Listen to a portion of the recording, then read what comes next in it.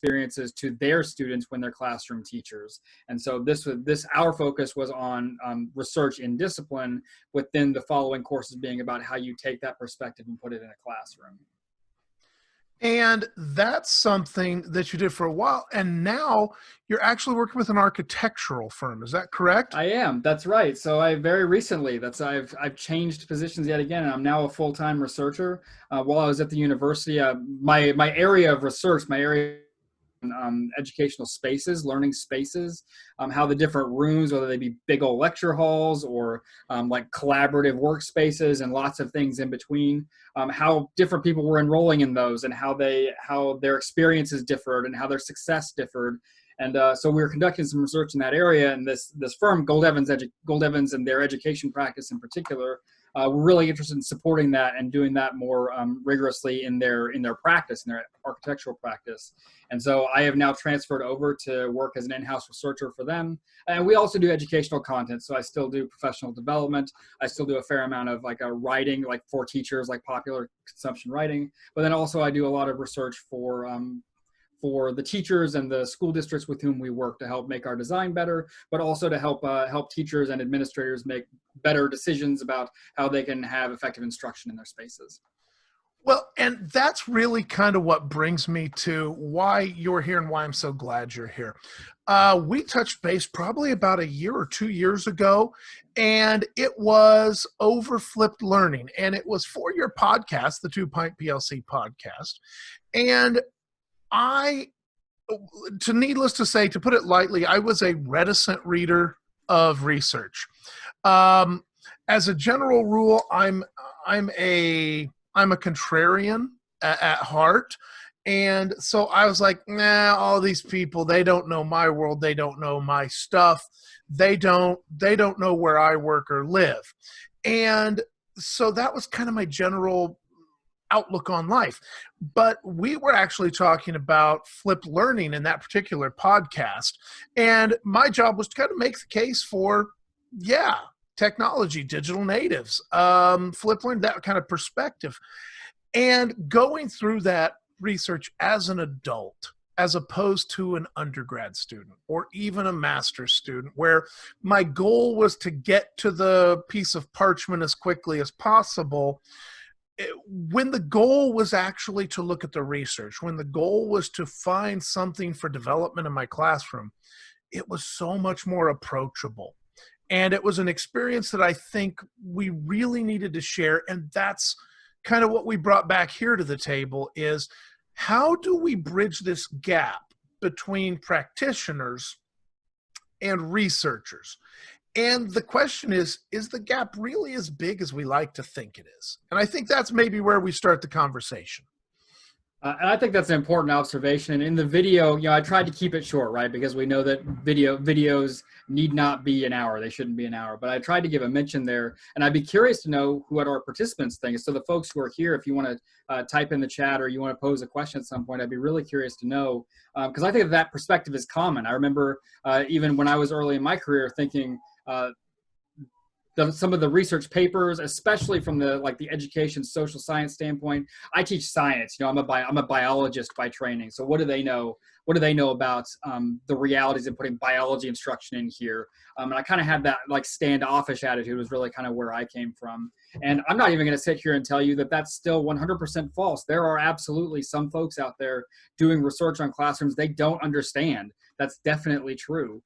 But we are all in this together. We are all trying to make progress for students together. And so trying to bring all those things together to say that you don't have to be either or. You can be a teacher and a researcher. There are folks who do both.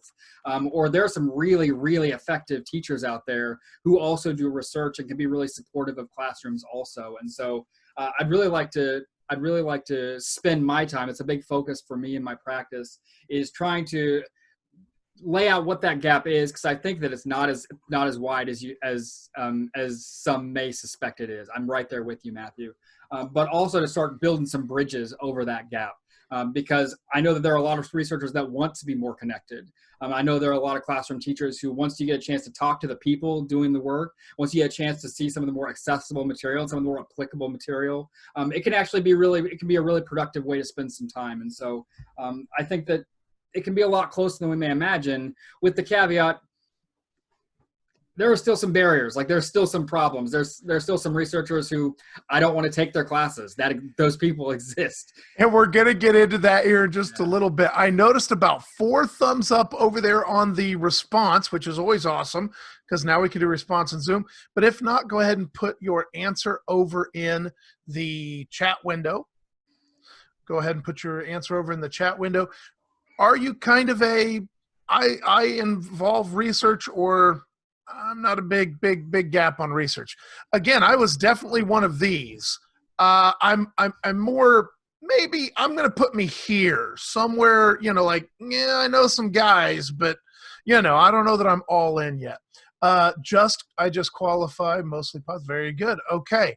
And unless maybe even, research, especially like if I sit back and cross my arms when I say it, that can be like the dense formal research papers are one thing, but that's not the only form of research that's out there either. There are researchers doing podcast episodes, there are researchers writing news articles. And so for those of you who are responding, don't feel like it has to be the things that are behind the paywalls and the things that are 40 and 50 pages long.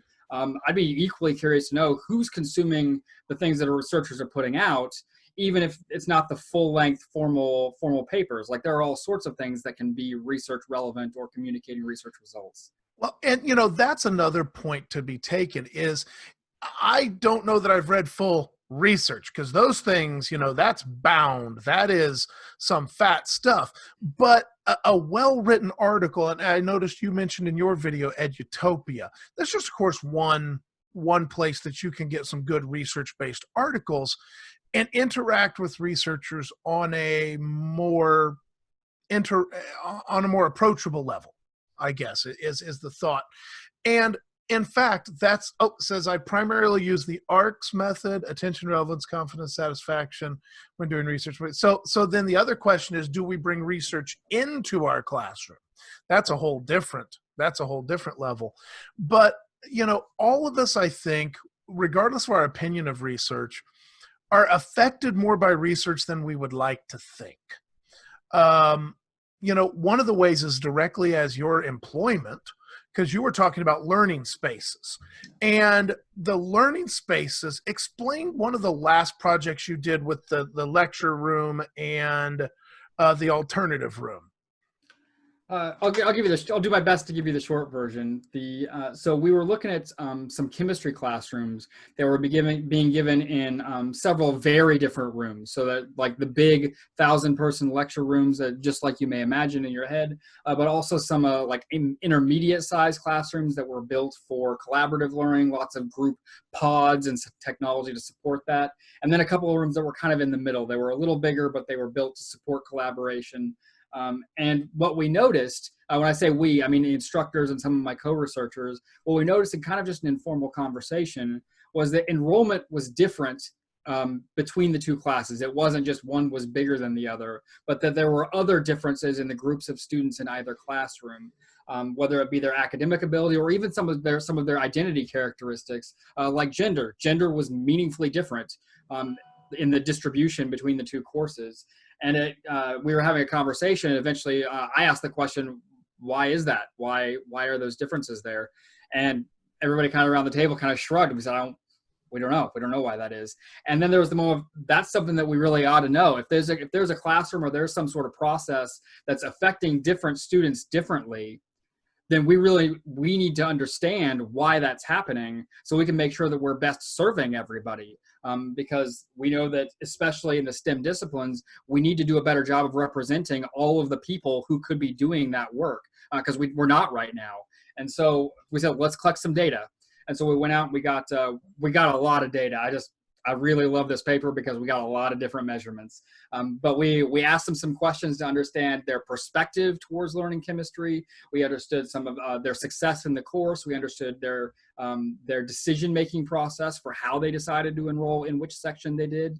And we understood some of their background, like just some of their identities that they brought into the process. And so we laid all that out. We did we used some data analysis techniques to try and make some connections between which characteristics correlated or came along with other characteristics, try to identify that there were meaningful differences and there were meaningful connections between things for which students were going into which classrooms, despite the fact that they were the same course, taught by the same instructor, using the same instructional methods.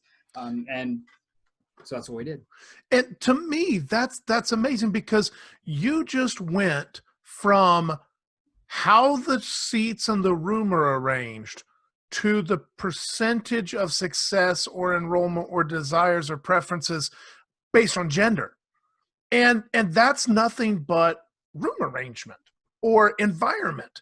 And why does that make a difference? And then you said, well, now we're going to look for connections. And the other thing I think to bring into that is, so often in the classroom, we also feel judged based on research says or research-driven data. And there's a judgment that we feel is attached to research that says you're doing it right and you're doing it wrong. And that's not at all what you just explained. You said, I'm not judging anybody. I'm looking for a connection. How is this related to a set of variables? And I think that's an important thing to understand, to maybe bring that defensiveness, to bring that feeling of judgment down. Is we're not judging, we're looking for connections. Well, and that's an important process that you bring up. That kind of weaponization of research, I think, is a really problematic practice. And I've seen it too. I've seen it happen.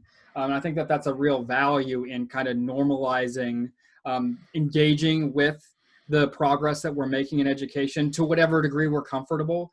So if that means just scanning over an abstract, then be there, like start there and just do it regularly. If it means listening to a podcast, if it's mine, that's great. If it's somebody else's, that's fine.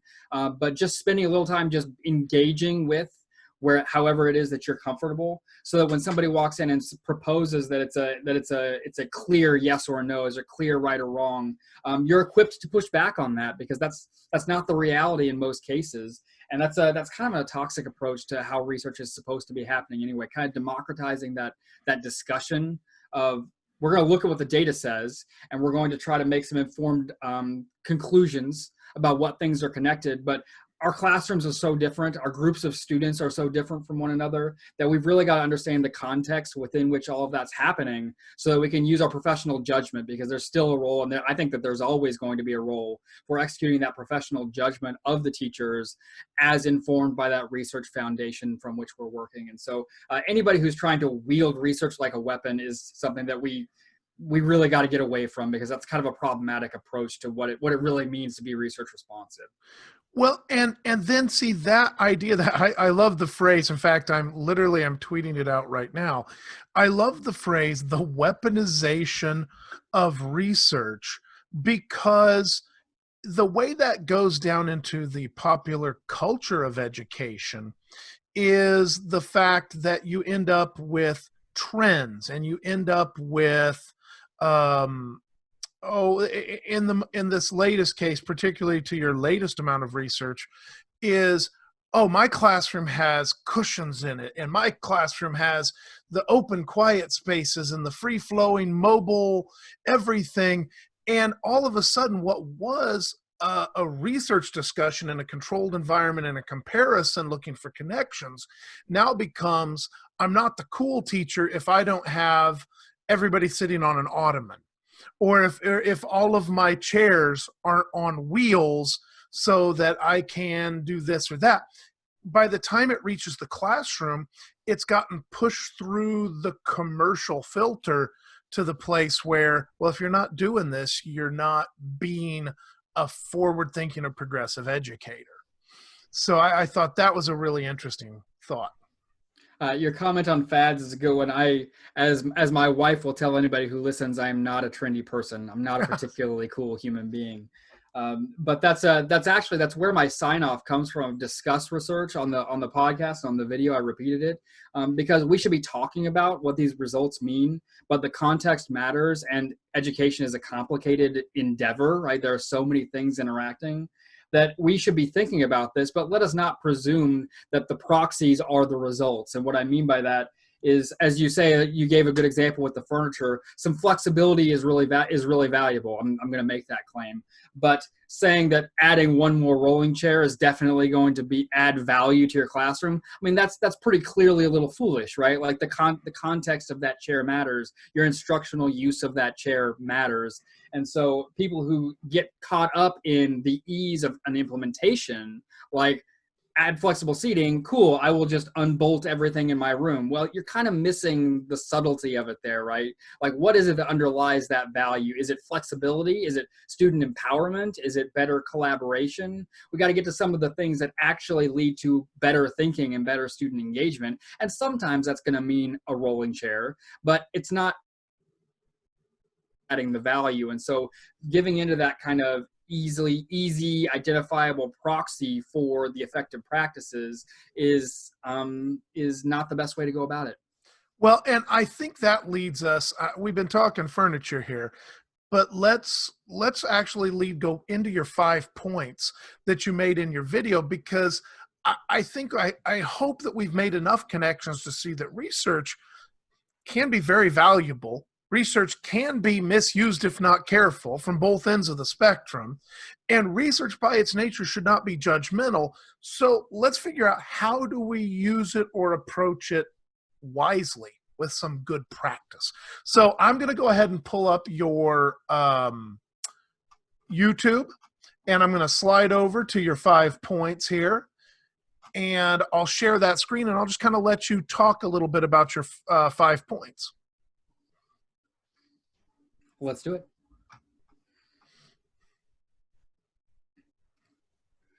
So as I was putting this together, I was trying to think, if I'm not trying to sell everybody on spending $40 a research paper and spending 4 hours to read one individual article, what are some more accessible ways, or what are some more routine ways that we can integrate a better connection to that research landscape as classroom teachers, right? Because we got 101 other things we've got to get done on any given day, and especially in this current setting where I taught this spring. I taught, and trying to make that shift to an entirely online landscape with only a week of prep time. I mean, even folks who have a depth of experience in flipped learning, that's not the same thing as remote teaching, and that's not the same thing as crisis teaching.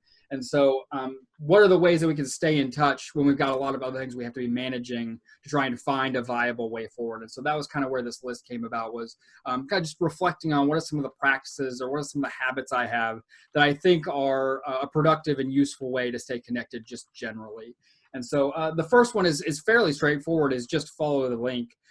In a lot of the piece that you read, I gave an example with some of my Edutopia articles, but this is true of a lot of writers who are sharing different pieces from the field, or they're even just making general claims. 30 minutes left, and I have the final. They're just making general claims about different findings or different research pieces. There's often going to be a hyperlink. If you're reading something that's pretty well sourced, they should have a link or a reference or a name, some way to link it back to the original research. And so it's worth just being in the habit of clicking on it. And I'm not saying read it. I very often don't read the whole paper that I just clicked on, but seeing things like, what journal is it published in? How long ago was it published? What are the names of the authors? So maybe I can search for them on Twitter, or send them an email with a question if I have a question.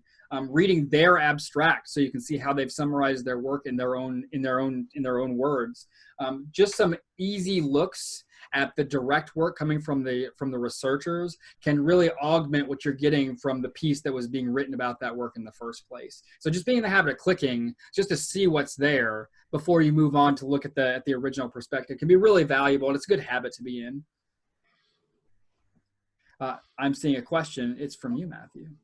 Yes, I just kind of put it out in the chat. What was the last topic that someone brought to you as educators based on quote unquote research?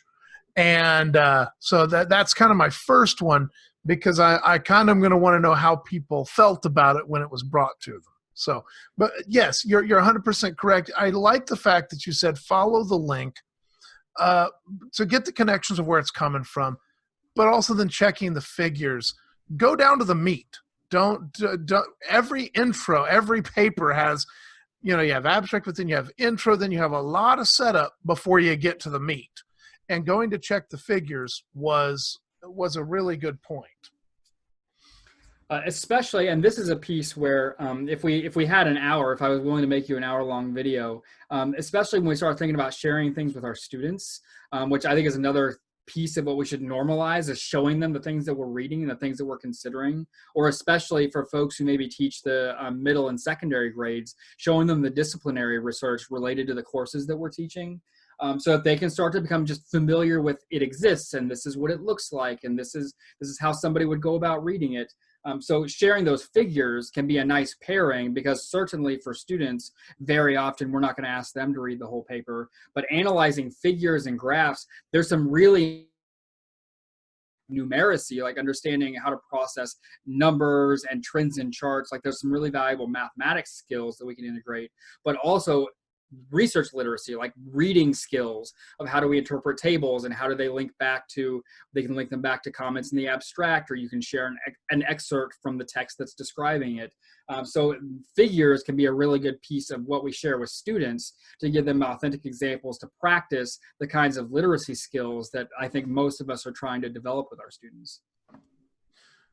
So there is a lot of math that can be gained by looking at that. And you went through a number of graphs in particular, how to read graphs, because the thing about it is, a researcher, the goal, as you mentioned, was to find connections. Well, the second goal of finding the connections, then you have to communicate the connections. So whereas everything is originally, all data is a spreadsheet. Okay, everything is spreadsheet somehow.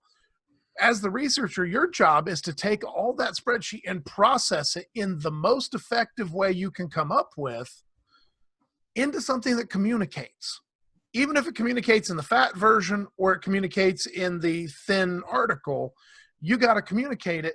And so for somebody that's working that hard to communicate, it should be available for us as educators to begin to interpret. So we're talking interpreting data based on graphs, based on pictures, etc. So yeah, it's just sitting there for the having. So that's an excellent point. Now, what do you mean by get surprised? Before I go on, I want to ask Andrea, because I'm looking at your statement about reading things related to streaming and tracking. I'd be very curious as we talk about being surprised for a moment. I'd like to, if you're willing to tell us a little more, I'd like to know a little bit more about what you're reading or what you're looking at, because that's something that's important to me. Also, I want to, maybe we should exchange some resources. It's that maybe I didn't do it on purpose. I wish I had. That's a good example of getting surprised. Once we find something, just being open to finding new things. So making yourself available to opportunities for new information that's coming in. And that's a piece of that is collegial collaboration, like we're doing right here, right now. But also this was an instance where I've been really surprised for myself at how often I've found something useful coming out of just staying engaged with the main headlines coming out of some publication sources that work on topics that I care about. And so when I was a biology teacher, seeing some of the articles coming out from biology publications, I very often found some things that were useful within my department, and also some things that were really good for sharing with my students. But then even moving into the teacher preparation side and staying connected to like education relevant citations is something where if I've got a problem I'm working on, I can go do some searching to try to find some articles that are related to that topic. But if I only ever look for the things that I know I want to be looking for, I'm going to have trouble getting disrupted, right? I'm going to have a hard time finding something that shakes something that I thought I knew. And so making sure to spend some time looking at other things to give yourself an opportunity to find something you weren't expecting. Well, and you mentioned actually two things I want to touch on. Number one, that if you find something interesting because of your job, because of the area you're in, paywalls and educational literature and searches, you have access to some of those. Maybe at some point we could come back and address what are some resources that are maybe on this side of the paywall that are good places, or at least places where the research leaks out a little bit in a solid form that we can access without the paywall. But the other thing that you mentioned was, just being surprised. is changing the mindset. And one of the things we've talked about all week, or at least I have, is flipped learning, or anything we do that is involved in the addressing blended learning, flipped learning, remote learning, etc. We got to have content that we've created. We got to have a framework. But the biggest change for anything is changing our mindset. And what's between my ears is the hardest thing to come up with. I can create content. People put products out for that. Other people make frameworks that I can go steal and use. It's changing the mindset between my ears that is the hardest thing. And I think that's where this get surprised is really important. Yeah, I'm sorry, I'm splitting my attention because I'm also watching the chat that's going on. So I've got to admit, I'm demonstrating the low impact of multitasking. that is just fine. So Andrea, how about I just go over here? Andrea said, our board has found that too high a proportion of students who are in non-university track coming into grade 9 are BIPOC, which are so we are eliminating streaming, as we call it. There is much discussion about how to make these classes successful. Unfortunately, there isn't going to be a lot of money to support the teachers who need the PD and the smaller class sizes that will be necessary for this. Now, by streaming tracking, there we go. That's the word I was looking for. And this goes right back to your last 2-Pint PLC and discussing inequity. That was literally July 12th. You put that out. That goes right back to the research that you were talking about preferences based on research differences for locations. And so you have these differences, but if we don't have the money to address them, that becomes a challenge. And I think that's where finding the nugget in the research, the most effective connection for our given population in our particular community, may be a real challenge, and understanding the research may help with that. And that's a spot where I didn't mean for this to be a transition into the fourth point on the list, but it's a really good example of this is an area where what I described in the space research is related to issues of equity across gender lines. But especially right now, the last couple episodes, we've been talking about online learning, and this one is about racism in U.S. education, specifically related to Blackness and Black people. And so this is an instance where I got to learn a lot from the papers that we read, and specifically the authors, because the authors have been really engaged. So this is part of an answer to your previous question of they know a lot because they've been working on this topic. They've been doing this. This has been their careers. And so finding some of the research papers that you find to be really useful, like the one from our first segment, Dr. Jennifer Grace, she's been really helpful in getting the paper. So if you've got some research that you want to be reading, my number one recommendation for folks who don't have access to like university subscriptions to these different journals, email the authors. Especially if you're reading recent papers, which I recommend that you do, and our podcast focuses on them exclusively. If you're reading recent papers, and that means that that's work that they've done not too long ago, they're probably still in the same positions. And I think I'm batting 1,000 for when I send an email to an author, I'm getting emails back and they're happy to share the papers so that we can read the full copies. And then if they've got something useful, they're there to talk about it. You've already got them engaged. You've already exchanged some emails, and they know that you're reading their work. And so they can be really helpful for some of the concrete implementation and addressing some of the specific questions you've got for your classroom and your population and your schools. And so this is a good instance where I got to do a lot of learning because I got to connect with some folks who knew a heck of a lot more than I did. You know, you nailed it. You nailed it right at the, you stuck the landing. It's knowing what you don't know and knowing who to talk to that knows more. And that's where these connections, knowing the people, comes into play. We have spent all week, and a lot of the folks in here we've seen in and out or even consistently all week.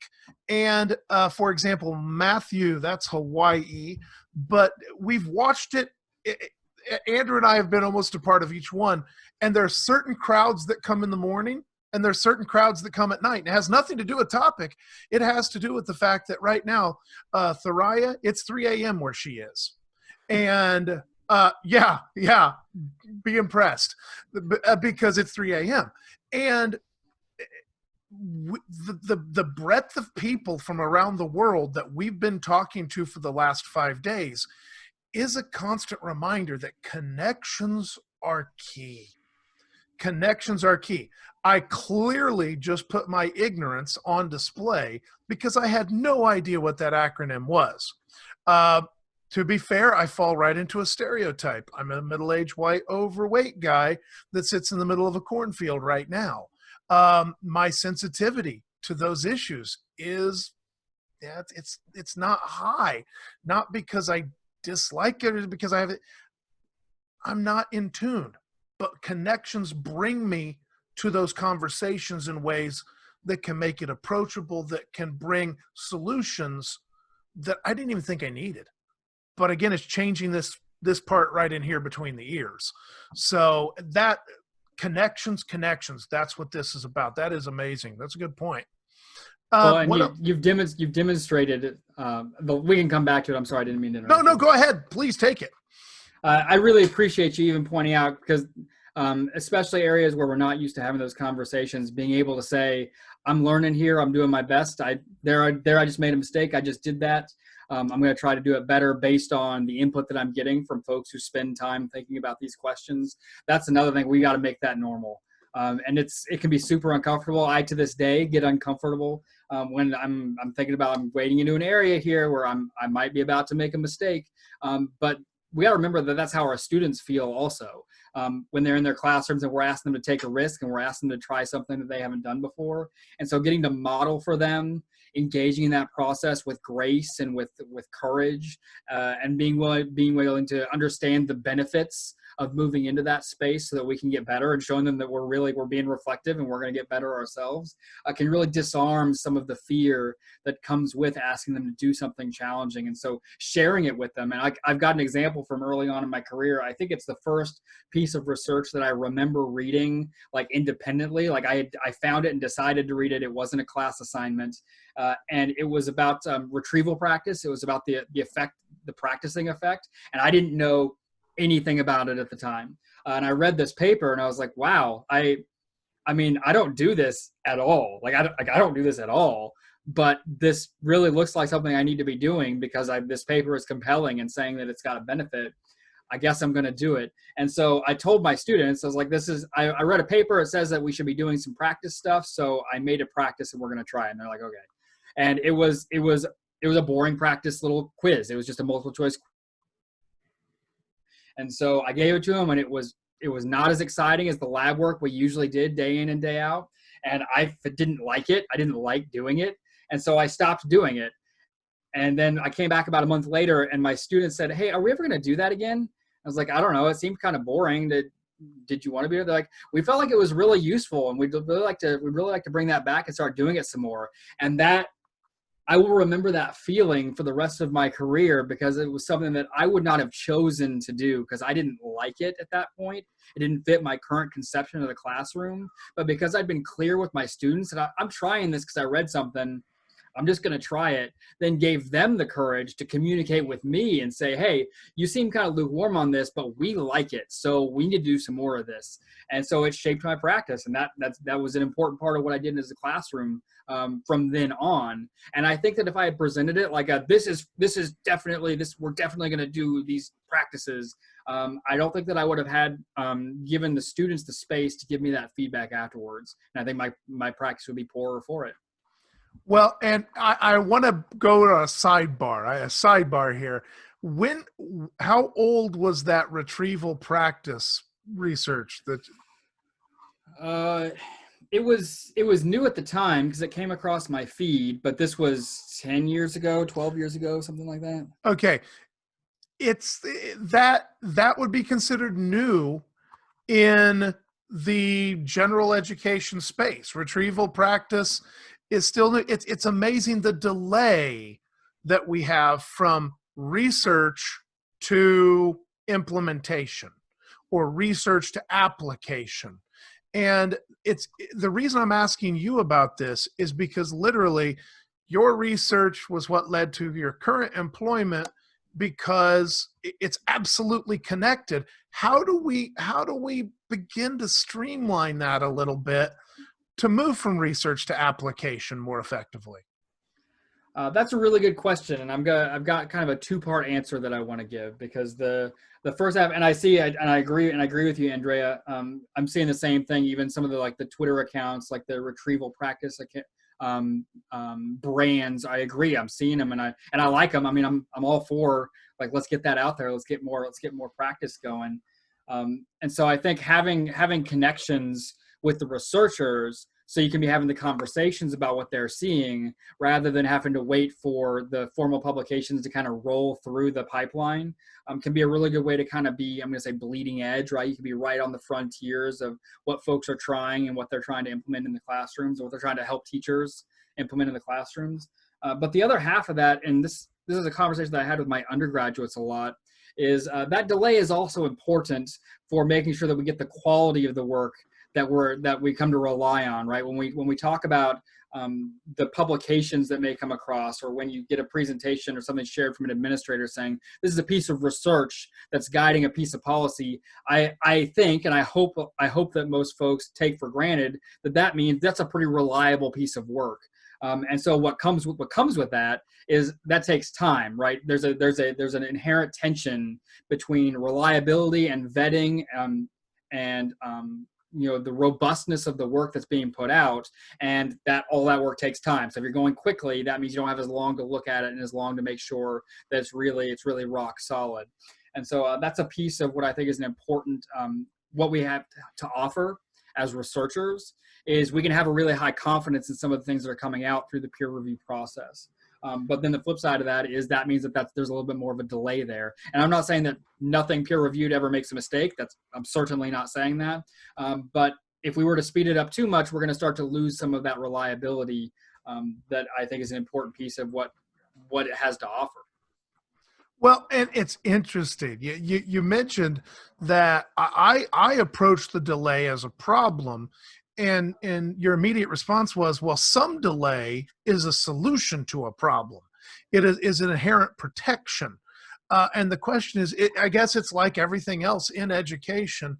It is that balancing act. Now, for the last session of a conference that's all about a particular style of learning, I'm going to take a giant bucket of water and put it all over, because flip learning is the poster child for jumping before researching. Now, that doesn't mean that there wasn't research available in some small quantities from Stanford in the late 60s, or even Michigan in the early 70s. But I wouldn't call it a strong base when you have a guy at a fairly small college that's the head of researching on flip learning right now, and Robert Talbert, and compiling that. It blew up without the research, and I think it kind of shows. I think it may be a poster child for exactly what you said, that, sometimes peer review can be a positive thing rather than, hey, everybody, let's go over here, like the peanut gang and the dust cloud follows. Sorry, I'm sharing that link. I shared the wrong one, so now I'm going to share the right one. Because that was something that you shared when you came on the podcast way back when, was he posts a regular blog update of kind of a roundup of the rate of research being done on flipped learning. And that's absolutely right. And to be really clear, the absence of positive evidence is not equivalent to the presence of negative evidence. And so that's kind of gets back to my statement earlier of I think there's going to be a role of professional judgment in teaching for a long time, certainly as long as any of us are going to continue to be doing this work, because we've got to make choices that haven't been studied in the lab in a controlled, randomized setting. And so I think that it's totally appropriate to make choices and to try things, to be creative as educators. We should absolutely be doing all of that.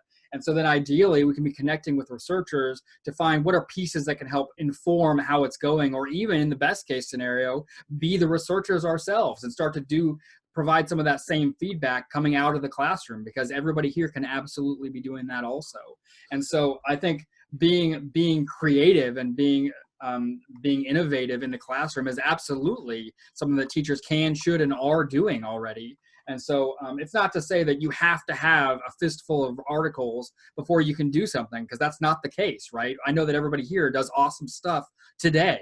But the fact is making sure that you've got it nested within what we currently know and staying attuned to what continues to come out, improve it and refine it based on what we might be coming to understand from the ongoing work of the folks who are doing research. Well, and that is that, you know, again, this is that interaction. This is that discussion that needs to be happening, because right now, flip learning and remote learning people, we're standing here with smug face on, going, ooh, we've been doing this for 10 years. Where you been? What's up now? Okay, and whoa, COVID, yay! Because we're like, look, come have what we got. That's a horrible place to be, and that shuts down the discussion. Because just 6 months ago, I believe it was Andrew and I, we were a part of a discussion that says, yeah, it's crested the big wave, and is it going to stick around? Well, the answer is yep, but it's not because it's super well supported. It's because it happens to be what's necessary now in timing.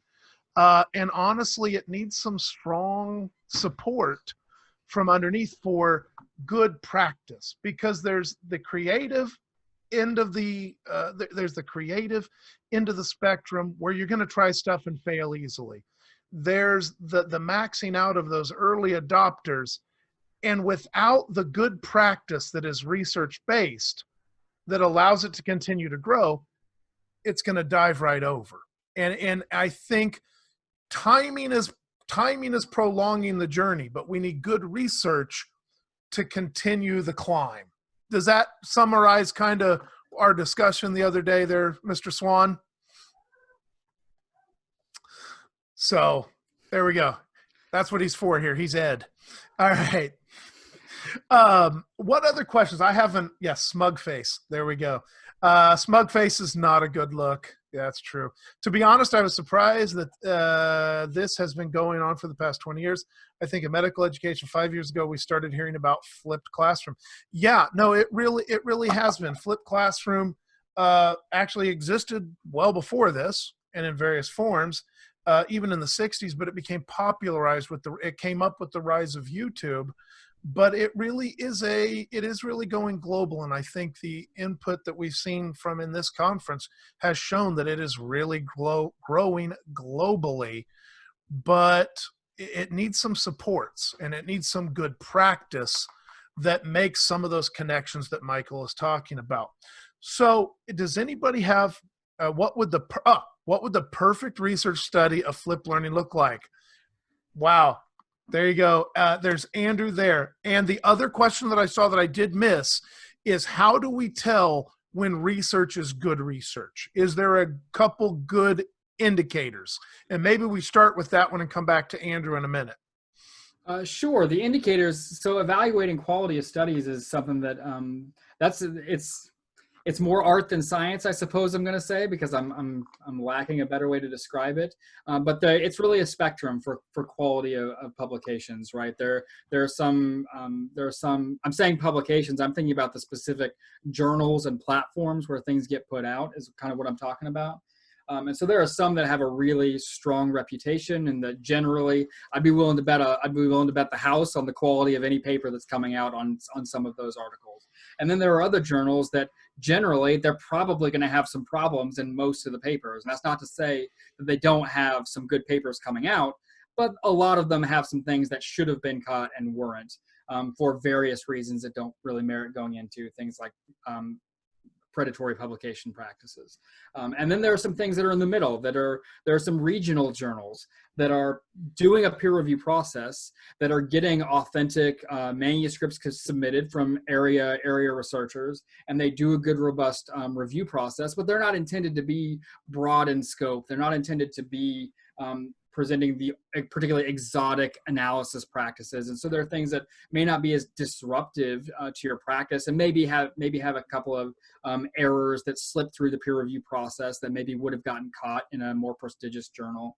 But for practitioners' purposes, can still be really useful. And so it's kind of walking that line of what I look at as the publication. So who's putting out the work? There are a handful of like really big publishers, and so they have a lot of machinery in place to make sure that the peer review process is consistently applied and applied in a pretty robust way. And so you can kind of rely that if you're reading something here, it's been vetted to a reasonable degree. You can take a look at their citation practices is kind of what I'm going to say. This one's a little bit more nebulous. So say, for instance, last semester, I had a student submit for their literature review assignments a paper from a journal I did not recognize at all. It was not an English title. It was from the other side of the world. It was from, I want to say Eastern Europe, if I remember correctly. I didn't recognize it at all. I said, okay, I need to go look into this publication. So I pull open the papers and I check out the names of the authors for the paper that was submitted. And so I find their faculty pages and their researchers at an institution in that area. Okay. And so then I take a look at their some of the other papers that they reference. I say, what are those papers? Where are they from? And they were consistently from other journals in that part of the world. So from other countries or in their region, like professional organization journals, a handful of conference references. And so I came to understand this really was just a regional journal in not my region. And so it was unfamiliar, but the research was fine. It was a fine thing to reference. And I was happy to have the student use it. And so kind of looking at what are the references they're making? Are they themselves peer-reviewed articles, or are they blog posts and position papers and working papers? Or are they some of the other things that aren't as reliable themselves, which then undermines the credibility of that paper, combined with what's the reputation of the journal and what kind of peer review do they do? Those are probably the two that I would offer to you, is where is it published and who are they referencing? Excellent.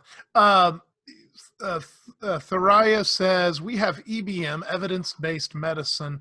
She's coming from a medical background there, and best evidence medical education. So I was wondering if you have something similar. I don't know. No idea. Yeah, that's pretty far removed from my area of experience. I think the only thing I have to offer we did one segment. This was a little while ago, maybe a year and a half ago, on mastery evaluation, and it was from a medical school environment. I don't know if that would be relevant or not, but that's the only thing I know about that particular subject. Yeah, and I think we'll finish this one here because we are at 8 minutes to go, and that is what would a well-designed flipped learning study look like? Well, I want to hold you to it, Matthew, because what he said was perfect, and I've been cogitating on perfect. I like your question. I want to answer your question, but I want to answer the perfect question first, because that's in my Twitter bio. As I'm pursuing the perfect question, and so I want to respond to that. Excellent. By all means, you are the host. You have the con. Because I think what you described as far as flipped learning, looking at the chart, really started to pick up in research. Not quite 10 years ago, about 8 years ago, the rate of publications started to rolling out at a pretty good frequency. And so I think that I'm right there with you. We know some things about flipped learning, and we know some things about generally how to apply it to a lot of the classrooms, I think, that are relevant to what we're doing, again, in a general sense. What we really need to do is start refining the edges of that. And so like you're talking about cresting the curve, and we're going to continue to get better. We got to start sweating the details a little bit. We got to start finding, well, this figure or this mixture of media or those sorts of questions. So if I was going to say, what's the perfect question, I would say, well, we can refine the details to make the instruction more effective in some increment for folks for whom it's already working fairly well, and that's fine. But the real opportunity for impact is to find what are some of the tweaks, what are some of the implementation changes that can make flipped learning more accessible to the folks who are currently not really being invited to participate yet. And so what are the things that we can do that make it more accessible? And that can be from a logistical standpoint, so finding ways to flip the learning that's not so reliant on internet access or equipment reliability, or that could be more mechanisms of just what are some more inclusive ways to approach it, so we're not so reliant on one sense, or we're not so reliant on social norms. So it would be the perfect question would be the one that maximizes the accessibility of flipped learning for students for whom it's not currently serving.